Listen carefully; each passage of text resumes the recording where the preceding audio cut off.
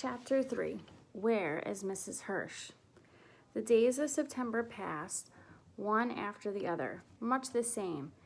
Anne-Marie and Ellen walked to school together and home again, always now taking the long way, avoiding the tall soldier and his partner. Kirsty dawdled just behind them or scampered ahead, never out of their sight.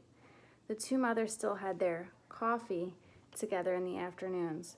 They began to knit mittens as the day grew slightly shorter and the first leaves began to fall from the trees, because another winter was coming. Everyone remembered the last one. There was no fuel for the homes and apartments in Copenhagen, and the winter nights were terribly cold. Like the other families in their building, the Johansons had opened the old chimney and installed a little stove to use for heat when they could find coal to burn. Mama used it too, sometimes for cooking, because electricity was rationed now. At night, they used candles for light. Sometimes Ellen's father, a teacher, complained in frustration because he couldn't see in the dim light to correct his students' papers. "Soon we will have to add another blanket to your bed," Mama said one morning as she and Anne-Marie tidied the room. "Kirsty and I are lucky to have each other for warmth in the winter," Anne-Marie said. "Poor Ellen, to have no sisters. She'll have to snuggle in with her Mama and Papa when it gets cold," Mama said, smiling.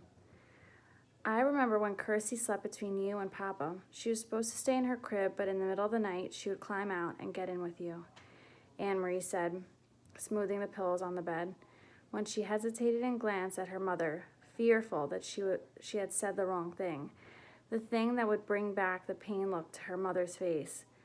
The day when little Kirsty slept in Mama and Papa's room were the days when Lise and Anne-Marie shared this bed. But Mama was laughing quietly. "I remember too," she said. "Sometimes she wet the bed in the middle of the night." "I did not," Kirsty said haughtily from the bedroom doorway. "I never ever did that." Mama, still laughing, knelt and kissed Kirsty on the cheek. "Time to leave for school, girl," she said. She began to button Kirsty's jacket. "Oh dear," she said suddenly. "Look, this button has broken right in half. Anne-Marie, take Kirsty with you after school to the little shop where Mrs. Hirsch sells thread and buttons.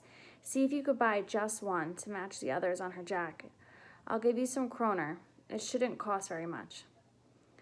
But after school, when the girls stopped at the shop, which had been there for as long as Anne-Marie could remember, they found it closed.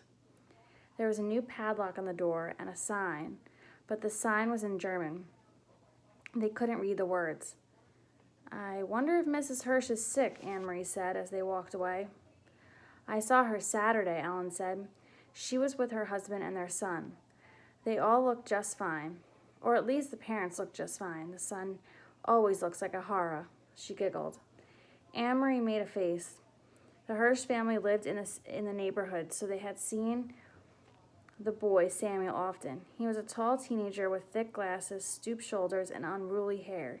He rode a bicycle to school, leaning forward and squinting, wrinkled his nose to nudge his glasses into place.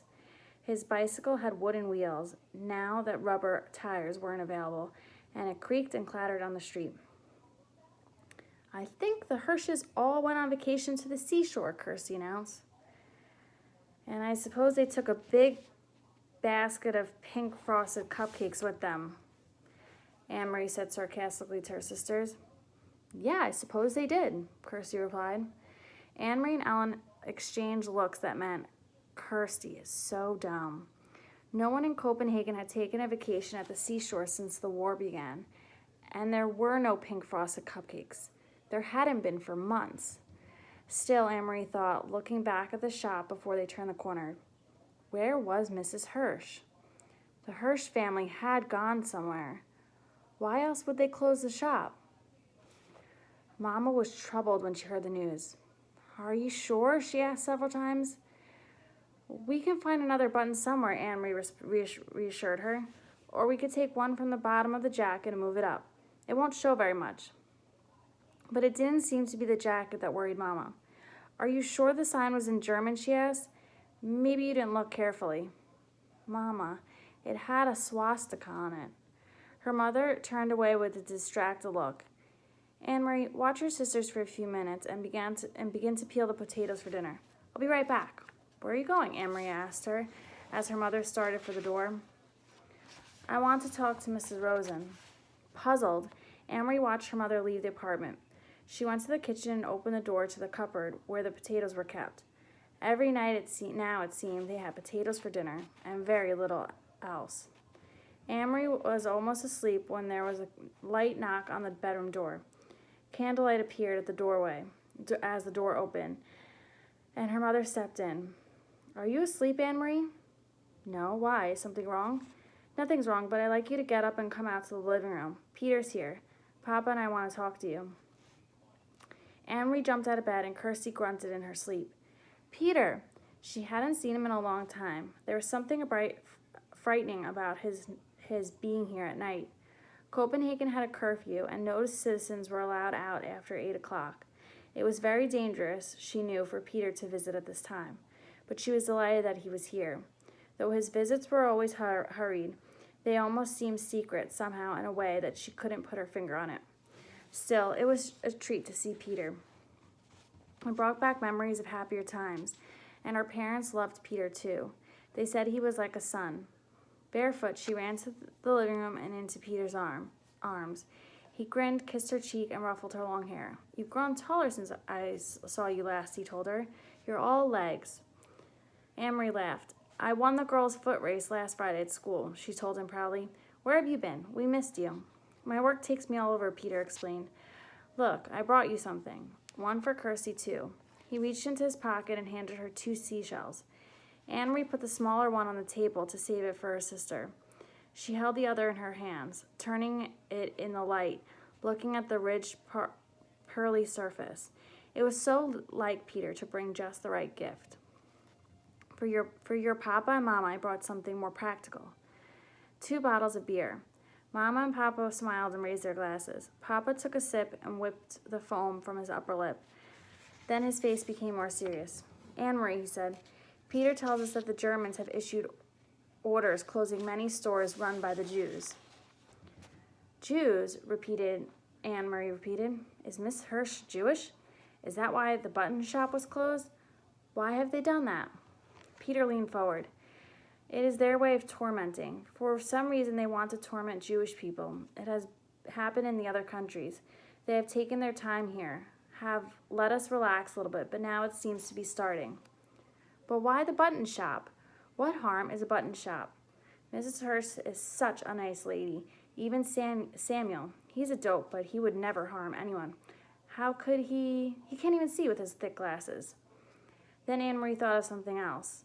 If they can't sell their buttons, how will they earn a living? Friends will take care of them, Mama said gently. That's what friends do. Anne-Marie nodded. Mama was right, of course. Friends and neighbors would go to the homes of the Hirsch family, would take them fish and potatoes and bread and herbs for making tea. Maybe Peter would even take them a beer. They would be comfortable until their shop was allowed to open again. Then suddenly she sat upright, her eyes wide. Mama, she said. Papa, the Rosens are Jewish, too. Her parents nodded, their faces serious and drawn. I talked to Sophie Rosen this afternoon, after you told me about the button shop, Mama said. She knows what's happening, but she doesn't think that it will affect them. Anne-Marie thought and understood. She relaxed. Mr. Rosen doesn't have a shop. He's a teacher. They can't close the whole school. He looked at Peter with the question in her eyes. Can they? I think the Rosens will be all right, he said, but you have to keep an eye on your friend Ellen and stay away from the soldiers. Your mom told me about what happened on Oster Brigade. Anne-Marie shrugged. She had almost forgotten about the incident. It was nothing. They were only bored and looking for someone to talk to, I think. She turned to her father.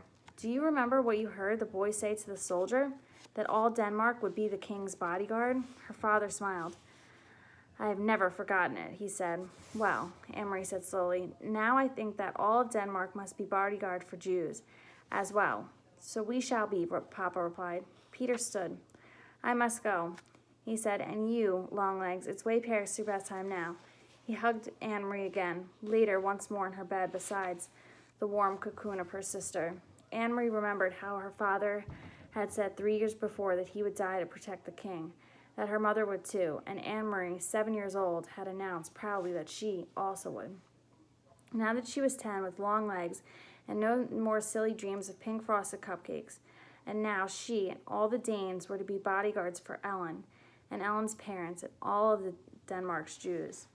Would she die to protect them, truly? Anne Marie was not honest enough to admit, there in the darkness to herself, that she wasn't sure. For a moment she felt frightened, but she pulled the blanket up higher around her neck and relaxed. It was all imaginary anyway, not real. It was only in the fairy tales that people were called upon to be so brave to die for one another. Not in real life Denmark. Only there was the soldiers that were true, and the courageous resistance leaders who sometimes lost their lives. That was true too. But ordinary people like the Rosens and the Johansons, Anne Marie admitted to herself, snuggling there in the quiet dark, that she was glad to be an ordinary person who would never be called upon for courage.